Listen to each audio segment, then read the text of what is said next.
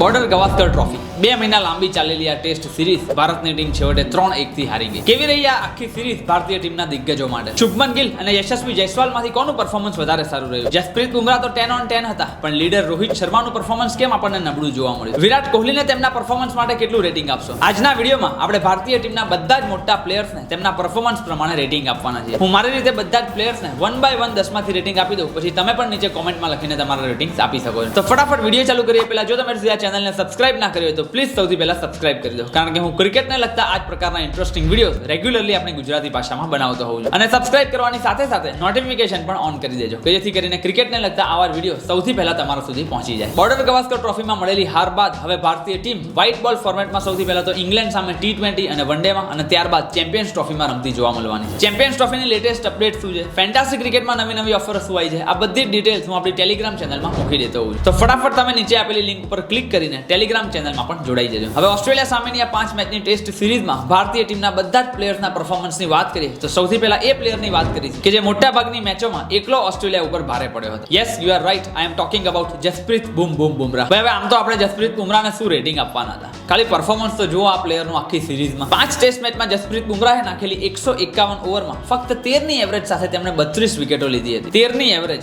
Just imagine, દર 13 રને Jasprit Bumrah 1 wicket લેતા હતા. અને એઝ અ ફાસ્ટ બોલર 150 કરતા પણ વધારે ઓવર્સ નાખીને 30 કરતા પણ વધારે વિકેટો લેવી. આ સિરીઝમાં જસપ્રીત બુમરાહ 3 વખત 5 ફોર અને 2 વખત 4 વિકેટો લઈ ચૂક્યા છે. એક સમય તો ખરેખર એમ લાગતું હતું કે જસપ્રીત બુમરાહ અને ઓસ્ટ્રેલિયા વચ્ચે સિરીઝ ચાલી રહી હતી, અને ખરેખર ભારતની ટીમ જસપ્રીત બુમરાહ ઉપર એક સમય તો ઓવર ડિપેન્ડન્ટ થઈ ગયો હોય એવું પણ આપણને જોવા મળ્યું હતું. છેલ્લે તો એકાદ મેચમાં જસપ્રીત બુમરાહે પણ પોતે રોહિત શર્માને કહી દીધું હતું કે ભાઈ હવે જોર નથી લાગી રહ્યું, અને એમનો આટલો બધો ઓવરલોડના કારણે જ કદાચ 5મી ટેસ્ટ મેચમાં જસપ્રીત બુમરાહને બેક સ્પાઝમના લીધે મેચમાંથી બહાર થઈ જવું પડ્યું હતું. અને ખાલી બોલિંગમાં જ નહીં, બેટિંગમાં પણ જરૂર પડે ત્યારે જસપ્રીત બુમરાહ આઈને ભારતની મદદે આવી ગયા હતા. યાદ છે ને પેલી જસપ્રીત બુમરાહની ઇનિંગ કે જેમાં તેમણે ભારતને ફોલો ઓન થવાથી બચાવી લીધું હતું? એટલે બોલિંગ હોય, બેટિંગ હોય કે પછી તેમની કેપ્ટનશીપ, જો કોઈ એક પ્લેયર ભારત માટે આખી સિરીઝમાં સુપરસ્ટાર રહ્યો હતો અથવા તો પછી ભારતીય ટીમનો સૌથી મોટો પોઝિટિવ રહ્યો હતો તો એ જસપ્રીત બુમરાહ જ હતા. એટલે ડેફિનેટલી જો જસપ્રીત બુમરાહને મારે રેટ કરવાના હોય તો હું 10 માંથી 12 પોઈન્ટ તો એમને 100% આપી દઈશ. ત્યારબાદ બીજા નંબર ઉપર છે ભારતીય ટીમના યંગ સેન્સેશનલ બેટ્સમેન યશસ્વી જયસ્વાલ. 23 જ વર્ષના યશસ્વી જયસ્વાલની આ પહેલી ઓસ્ટ્રેલિયાની ટૂર હતી. તેમ છતાં મિચેલ સ્ટાર્ક, સ્કોટ બોલેન અને પેટ કમિન્સ જેવા બોલર સામે પણ યશસ્વી જયસ્વાલે 10 ઇનિંગમાં 43 ની એવરેજ સાથે 391 રન ફટકારી દીધા હતા, કે જે ભારતીય ટીમના કોઈ પણ બેટ્સમેન માટે આ બીજી ટીમનો હાઈએસ્ટ સ્કોર હતો. ઓસ્ટ્રેલિયાની પીચો ઉપર પહેલી જ વાર રમી રહ્યા છે, અને તેમ છતાં 5 ટેસ્ટ મેચમાં ઓલમોસ્ટ 400 રન ફટકારી દેવા તે કઈ નાની વાત નથી. ઇનફેક્ટ પહેલી ટેસ્ટ મેચ કે જે ભારતની ટીમ જીતી ગઈ હતી એમાં પણ યશસ્વી જયસ્વાલની સદીએ જ મોટો ભાગ ભજવ્યો હતો. એટલે યશસ્વી જયસ્વાલને બોર્ડર ગવાસ્કર ટ્રોફીમાં તેમના જોરદાર પરફોર્મન્સ માટે હું 10 માંથી 8.5 રેટિંગ તો આપી જ દઈશ. ત્યારબાદ ભારતીય ટીમના બીજા યંગ સુપરસ્ટારની વાત કરીએ તો નીતિશ કુમાર રેડ્ડી પણ આ બોર્ડર ગવાસ્કર ટ્રોફીમાં છવાયેલા રહ્યા હતા. ફક્ત 21 જ વર્ષની ઉંમરે ઓસ્ટ્રેલિયામાં પોતાની પહેલી ટેસ્ટ સિરીઝ રમવા માટે આવેલા નીતિશ કુમાર રેડ્ડી બેટ અને બોલ બંનેથી સારું પ્રદર્શન આપતા જોવા મળ્યા હતા. એમાં પણ જો આપણે બેટિંગની વાત કરીએ તો નીતિશ કુમાર રેડ્ડી એ યશસ્વી જયસ્વાલ બાદ ભારતીય ટીમના સેકન્ડ હાઈએસ્ટ રન સ્કોરર રહ્યા હતા. નીતિશ કુમાર રેડ્ડીએ 9 ઇનિંગમાં 37 ની એવરેજ સાથે 298 રન માર્યા હતા. એમાં પણ MCG ના ગ્રાઉન્ડ ઉપર તેમણે ફટકારેલી સાદી તો તમને બધાને યાદ જ હશે. What a wonderful moment. બોલિંગની વાત કરીએ તો તેમણે નાખેલી 44 ઓવરમાં તેમણે 38 ની એવરેજ સાથે 5 વિકેટો લીધી હતી, which is not like that great, પણ ભાઈ પહેલી સિરીઝ રમી રહ્યા હતા તો તેમના માટે તો ચાલી શકાય તેવું પરફોર્મન્સ કહી શકાય. સો નીતિશ કુમાર રેડ્ડીને પણ બોર્ડર ગવાસ્કર ટ્રોફીમાં તેમના ઓલરાઉન્ડર પ્રદર્શન માટે હું 10 માંથી 7.5 રેટિંગ તો આપી જ દઈશ. નેક્સ્ટ KL રાહુલની વાત કરીએ તો રાહુલ માટે પણ આ બોર્ડર ગવાસ્કર ટ્રોફી એકદમ એવરેજ જોવા મળી. શરૂઆત તો ખરેખર KL રાહુલની ખૂબ સારી જોવા મળી હતી, અને થ્રુ આઉટ ધ સિરીઝ આપણને KL રાહુલ જ્યારે રમ્યા હતા ત્યારે તો ભારત માટે એક સારા અને સ્ટેડી બેટ્સમેન તરીકે જોવા મળ્યા હતા. ઇનફેક્ટ KL રાહુલ જેવા પહેલા બેટ્સમેન હતા કે જે આ બોર્ડર ગવાસ્કર ટ્રોફીમાં ઓસ્ટ્રેલિયા સામે 300 કરતા પણ વધારે બોલ રમ્યા હતા. પણ જો KL રાહુલની 250 ને બાદ કરી દઈએ તો આખી સિરીઝમાં તેમના તરફથી કન્સિસ્ટન્ટલી આપણને રન જોવા ન મળ્યા હતા. KL રાહુલે 5 ટેસ્ટ મેચની 10 ઇનિંગમાં 30 ની એવરેજ સાથે 276 રન કર્યા હતા, અને મોટાભાગની મેચોમાં તો KL રાહુલ ઓપનિંગ કરતા જોવા મળ્યા હતા. એટલે એઝ અ ઓપનર 30 ની એવરેજ કંઈ એટલી બધી જોરદાર ના કહેવાય. એટલે ભલે KL રાહુલે આ સિરીઝમાં શરૂઆત જોરદાર કરી હતી, 250 પણ ફટકારી હતી, પણ જ્યારે ભારતીય ટીમને જરૂર હતી ત્યારે આપણને KL રાહુલ તરફથી ફેલિયર જ જોવા મળ્યા હતા. ઓફકોર્સ એકાદ મેચમાં જ્યારે રોહિત શર્મા ઓપનિંગ કરવા આવ્યા ત્યારે KL રાહુલનો બેટિંગ ઓર્ડર પણ બદલી નાખવામાં આવ્યો હતો, પણ સ્ટીલ તેમ છતાં 30 ની એવરેજ એ કંઈ એટલી બધી જોરદાર તો ના જ કહેવાય. સો KL રાહુલને હું તેમના બોર્ડર ગવાસ્કર ટ્રોફીના પરફોર્મન્સ માટે 10 માંથી 6 પોઈન્ટ આપી દઈશ. નેક્સ્ટ પ્લેયર છે આપણા સ્પાઇડી એટલે કે રિષભ પંત.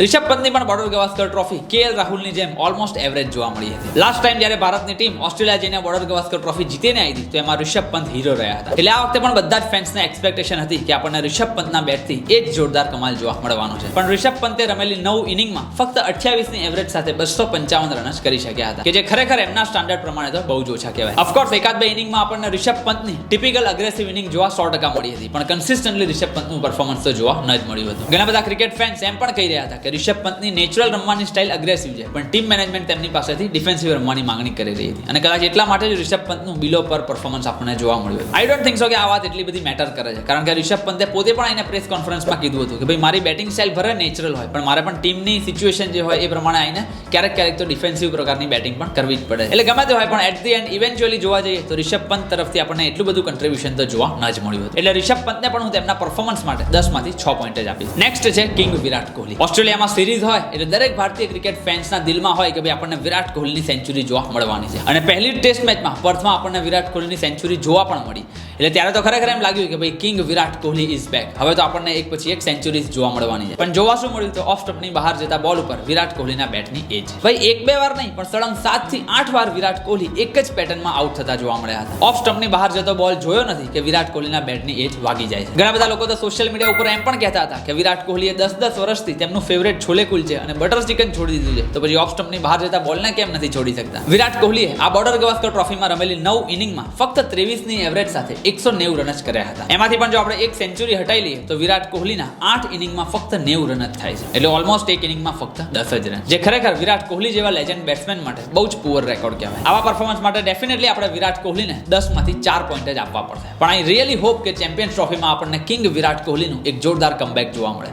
તમારું શું કહેવું છે મને નીચે કોમેન્ટમાં લખીને ખાસ જણાવજો. હવે કેપ્ટન રોહિત શર્માની વાત કરીએ એ પહેલા થોડી આપણી ફાયદાની વાત કરી લઈએ. તમને બધાને ખબર જ હશે કે હું ભારતીય ટીમની દરેક મેચ પહેલા આપણી ટેલિગ્રામ ચેનલમાં ફેન્ટાસી યાત્રાની ટીમ મૂકતો હોઉં છું. ફેન્ટાસી યાત્રા એક એવું પ્લેટફોર્મ છે કે જેમાં તમારે લાખો લોકો સામે નહીં પણ મારા તમારા જેવા રિયલ માણસો સામે 1-to-1 રમીને કરોડ રૂપિયા કમાવાના છે. અને આ રીતે 1-by-1 રમીને ફક્ત 22 જ લેવલ પાર કરીને તમે 1 કરોડ રૂપિયા જીતી શકો. અને એવું નથી કે 22માં લેવલે ગયા પછી જ 1 કરોડ રૂપિયા મળશે. વચ્ચે પણ ઘણા બધા લેવલે તમને બોનસ રૂપિયા તો મળવાના જ છે. ફેન્ટાસી યાત્રા ઉપર કેવી રીતે રમવું તેનો આખો ડિટેલમાં વિડીયો મેં નીચે ડિસ્ક્રિપ્શન બોક્સમાં અને ઉપર આઈ બટન ઉપર આપી દીધેલો છે. તો ફટાફટ નીચે આપેલી લિંક ઉપર ક્લિક કરીને ફેન્ટાસી યાત્રા એપ્લિકેશન ડાઉનલોડ કરી દો, મારો આપેલો રેફરલ કોડ નાખી દો અને શરૂ કરી દો તમારી જીતની યાત્રા. Play sensibly, play responsibly. જો વિરાટ કોહલીની બોર્ડર ગવાસ્કર ટ્રોફી ખરાબ રહી હતી તો કેપ્ટન રોહિત શર્માની તો એનાથી પણ વધારે ખરાબ હાલત હતી. બેટિંગમાં કહો કે પછી કેપ્ટન્સીમાં રોહિત શર્મા ઓલવેઝ આપણને આઉટ ઓફ ધ કલર્સ જ જોવા મળ્યા હતા. બેટિંગમાં તો ખરેખર રોહિત શર્મા આ સિરીઝને એક ખરાબ સપનાની જેમ ભૂલી જવા માંગશે. જસપ્રીત બુમરાહ, આકાશદીપ અને નેથન લાયન આ ત્રણે બોલર્સ કરતા પણ રોહિત શર્મા આ સિરીઝમાં ઓછા રન કરી શક્યા હતા. રોહિત શર્માએ રમેલી 5 ઇનિંગમાં તેઓ ફક્ત 6 ની એવરેજ સાથે 31 રન જ કરી શક્યા હતા. અને કેપ્ટન્સીમાં પણ આપણને હંમેશા અલ્ટ્રા ડિફેન્સિવ જ જોવા મળ્યા હતા. અને કદાચ એટલે જ તો છેલ્લી ટેસ્ટ મેચમાંથી રોહિત શર્મા પોતે ખરાબ ફોર્મના કારણે ટીમમાંથી બહાર થઈ ગયા હતા, કે જેથી કરીને ટીમ એટલીસ્ટ સારું પરફોર્મ કરી શકે. એટલે એમના આ સેલ્ફલેસ ડિસિઝન માટે હું રોહિત શર્માને 10 માંથી 2 પોઈન્ટ તો 100% આપીશ. અગેન રોહિત શર્મા ચેમ્પિયન્સ ટ્રોફીમાં પણ ભારતીય ટીમના કેપ્ટન રહેવાના છે. એટલે આઈ રિયલી હોપ કે રોહિત શર્માનું પણ આપણને એક જોરદાર તાબડતોડ કમબેક જોવા મળી જાય. નેક્સ્ટ પ્લેયર છે ધ મિયા મેજિક.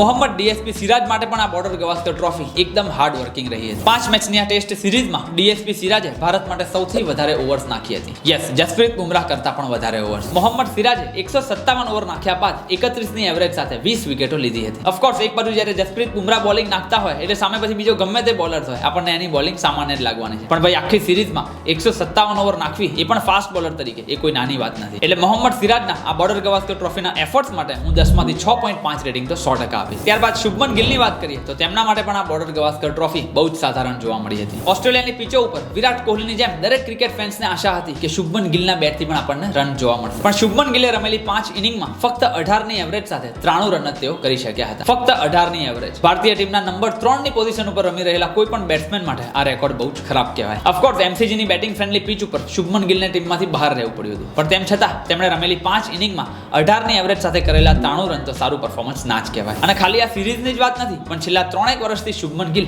એશિયાની બહાર એક પણ 50 નથી ફટકારી શક્યા, જે ખરેખર શુભમન ગિલના ફેન્સ માટે અને શુભમન ગિલ માટે પણ ચિંતાજનક બાબત છે. લેટ્સ હોપ કે શુભમન ગિલ આવનારી ઇંગ્લેન્ડ સામેની વન ડે અને T20 સિરીઝમાં અને ચેમ્પિયન્સ ટ્રોફીમાં એક ધમાકેદાર કમબેક કરતા જોવા મળી જાય. તમારું શું કહેવું છે શુભમન ગિલના કમબેક માટે એ પણ મને નીચે કોમેન્ટમાં લખીને ખાસ જણાવજો. ગઈકાલે જ્યારે મેં એક ચેમ્પિયન્સ ટ્રોફીનો વિડીયો મૂક્યો એમાં એક જણની કમેન્ટ હતી કે તમે તો શુભમન ગિલ માટે જ સારું બોલો છો. ભાઈ ચેમ્પિયન્સ ટ્રોફી વન ડે ફોર્મેટમાં રમાવાની છે એટલે ત્યાં શુભમન ગિલની આપણે વાત કરીએ. પણ જો બોર્ડર ગવાસ્કર ટ્રોફીમાં પરફોર્મન્સની વાત કરીએ તો ઓફકોર્સ શુભમન ગિલનું પરફોર્મન્સ ખરાબ હતું અને જે વસ્તુ ખરાબ છે, જે વસ્તુ સત્ય છે, એ તો હું તમારી સામે બોલવાનો જ છું. પછી ભલે ગુજરાત ટાઇટન્સની ટીમનો કેપ્ટન હોય, આરસીબી નો કેપ્ટન હોય કે પછી ચેન્નઈ સુપર કિંગનો કેપ્ટન હોય, મારા માટે આઈપીએલ ની કોઈ પણ ટીમો કરતા ભારતની ટીમ જ ઉપર રહેવાની છે. એટલે ઓફકોર્સ આપણે પણ દરેક ક્રિકેટર્સના ફેન છીએ જ, પણ જ્યારે કોઈ પણ પર્ટિક્યુલર સિરીઝમાં એ પ્લેયર્સ દ્વારા સારું પરફોર્મન્સ ન આપવામાં આવ્યું હોય તો એની પણ હું વાત કરવાનો જ છું. તો બસ આ જ હતા એ બધા પ્લેયર્સ કે જેઓ બોર્ડર ગવાસ્કર ટ્રોફીની મોટાભાગની મેચોમાં રમતા જોવા મળ્યા હતા. તમારું શું રેટિંગ છે આ બધા પ્લેયર્સ વિશે એ મને નીચે કોમેન્ટમાં લખીને ખાસ જણાવજો. ચેમ્પિયન્સ ટ્રોફીમાં ભારતની ટીમ કેવી રહેવાની છે, ઇંગ્લેન્ડ સામેની ટેસ્ટ અને વન ડે સિરીઝની ટિકિટો ક્યારે આવવાની છે, આ બધી જ એક્સક્લુઝિવ અપડેટ્સ હું આપણી ટેલિગ્રામ ચેનલમાં મૂકી દેવાનું છું. તો ફટાફટ નીચે આપેલી લિંક ઉપર ક્લિક કરીને ટેલિગ્રામ ચેનલમાં જોડાવાનું ના ભૂલતા. એ સિવાય જો ફેન્ટાસી ક્રિકેટ રમતા હો તો ફેન્ટાસી યાત્રા એપ્લિકેશન ડાઉનલોડ કરી દેજો અને જો આ વિડીયો ગમ્યો હોય તો પ્લીઝ તમારા દરેક ગુજરાતી મિત્રો સુધી એને શેર કરવાનું ના ભૂલતા. મળીએ છીએ આપણે ફરી એક વખત આવા જ ઇન્ટરેસ્ટિંગ વિડીયો સાથે. ત્યાં સુધી આવજો.